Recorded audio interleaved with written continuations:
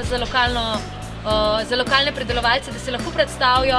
Mi ponujamo naše mlečne izdelke, ukvarjamo se s pridelavo mleka in hkrati tudi predelavo v zadnjem času, tako da sveži mlečni izdelki iz kravjega mleka.